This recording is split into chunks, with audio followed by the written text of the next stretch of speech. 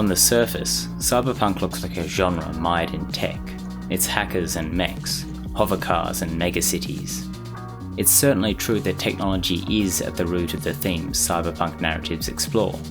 Whether they're about AI or replicants, technology is always central to a cyberpunk narrative. The heart of such narratives is far from those concerns though. What lies at its heart then? What makes cyberpunk tick? I think it's more than a set of visuals, more than a collection of themes, and what lies at its heart is going to vary for everyone. This is, of course, just my opinion, so bear that in mind when I express a little hesitation towards a game most people seem to be excited about. Part 1, 2077. The gameplay demo for the upcoming CD Projekt Red title, Cyberpunk 2077, would seem to point to the world and atmosphere as being the heart of Cyberpunk. Aside from combat that looked fairly standard and driving that looked a little stiff, what was supposed to impress was the world and the fidelity with which it was rendered. It is without doubt a stunning technical achievement. Assuming it would run like this on affordable hardware, CDPR's Night City looks to be stunning. A world is only as strong as its characters though, and what we've seen of the dialogue leaves a little to be desired. Hey Sophie, look, I need to talk to you. That news is as big as my balls. Okay, maybe more than a bit.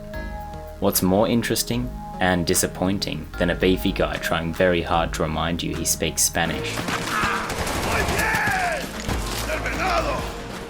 Pull some pants on your culo and get down here. Is the way technology is talked about and referenced. It feels like all of the tech and associated development has only just arrived given the way people refer to it. It's not so much a vision of a potential future that's offered as much as an amalgamation of future products. It's less a believable new norm than a tech head's fever dream. That's Karoshi. Best I've got, and should be about right under the circumstances. There's a constant feeling that the characters are trying to build a world for the player, rather than simply existing in it. Well, Karoshi. In this demo, Night City is told to us. And while that's only an indication of this being an early build that likely isn't fleshed out yet, it's a little disappointing all the same. The dialogue isn't all bad though. Here's a tech head listing the features of a bot as though he were a car salesman. Bells and whistles though, dynamic camo armor and motor impulses rivaling that of the human nervous system. Its actuators are actually pimped with titanium fiber, and it can go anywhere, literally. Watch this. It makes sense that a group as tech-obsessed as the Maelstrom gang would focus on the specs of some fancy hardware, but if that's the area CDPR get it right, well, I can't help but worry they might have missed what lies at the heart of a good cyberpunk narrative. Part 2, 2049. Blade Runner 2049 offers a good example of why I think Cyberpunk 2077's demo might not be making the most of the genre. Consider the relationship between Joy and Kay. Every aspect of their relationship is made possible by technology, but the focus of the narrative is never on the technology that makes it possible, but rather on what it is the technology makes possible. Take this scene where Joy relishes in the newfound freedom a device called an emanator offers. What is an emanator? We don't know. What does it do? Again, we don't know exactly how it works, but we do see its effect. How Kay and Joy are now afforded new freedoms in their relationship, new ways of interacting and behaving. It's the same sort of cyberpunk narrative the first film was concerned with. A relationship complicated by our perception of the technology that made it possible. In both, relationships are the focus, and the tech is what lies in the background. The megacorporations and what they produce, the minor acts of resistance against the hellscape of capitalism's endgame, and the cyber part of cyberpunk is always present. But, at least in both Blade Runner films, it's not the heart of the narrative, but rather the flesh surrounding it. That's what I felt was missing from Cyberpunk 2077's demo. They've carefully rendered the flesh of a cyberpunk world, but they haven't yet shown me any of its heart. With that, we come to Part 3, The Red Strings Club. The Red Strings Club is astonishingly good. It freaks me out how cool it is and how few people seem to be talking about it. The developers behind the Red Strings Club, Deconstruct team, are not totally new to science fiction. Their first major release, Gods Will Be Watching, which I discussed in the video linked in this card, offered some fantastic visuals with some clever game design that I liked a lot despite some major frustrations. Its difficulty was prohibitive, but also essential to what I found so compelling about the game, and for a debut it was very promising. The Red Strings Club, though, utterly surpasses their first effort in every way, albeit without any significant challenge. Where Gods had really great pixel art, Red Strings has pixel art on par with the very best I've ever seen, new or old. Gods had decent music, but Red Strings has an absolutely brilliant soundtrack. Solid writing is now excellent, interesting themes are now fascinating. Its narrative is amazing, and the gameplay that supports it wonderfully inventive. Before returning to Cyberpunk and why the Red Strings Club got it right, I want to give you a spoiler warning and a recommendation.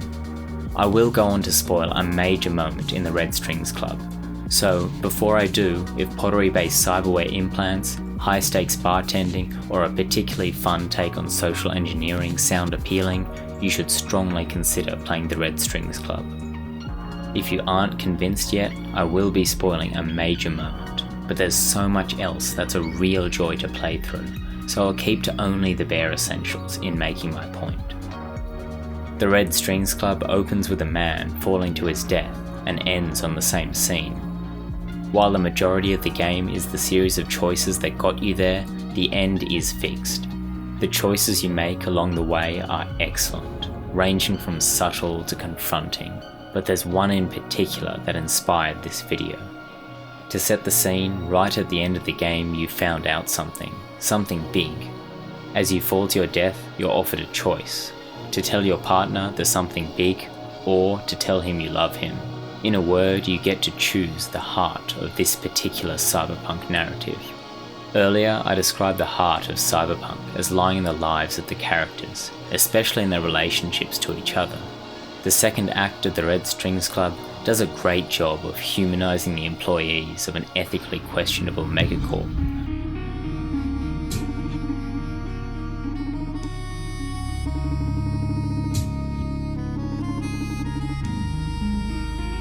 While the first act does a great job of demonstrating the relationships people have with technologies that ostensibly change who you are.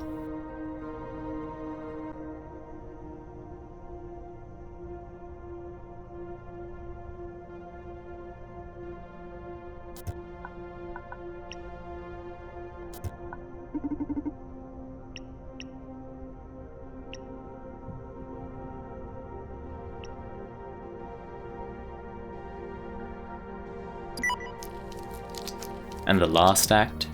Well, I'll leave that for you to experience without me preempting your response. In each act, it's people and their relationships either to each other or to themselves that's being examined.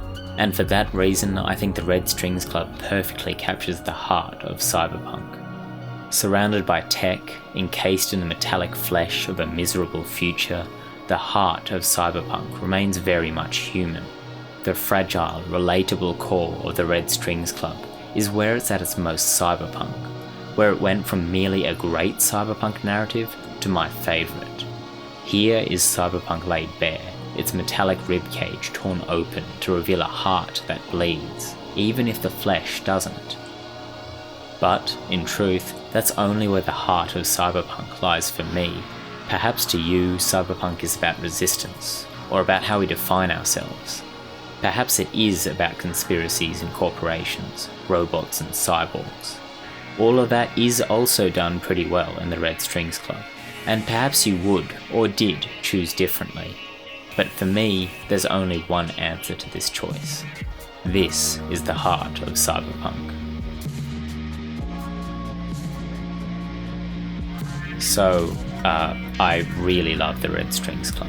It's brilliant, but its best parts are ones I refuse to spoil or can't describe in a video like this.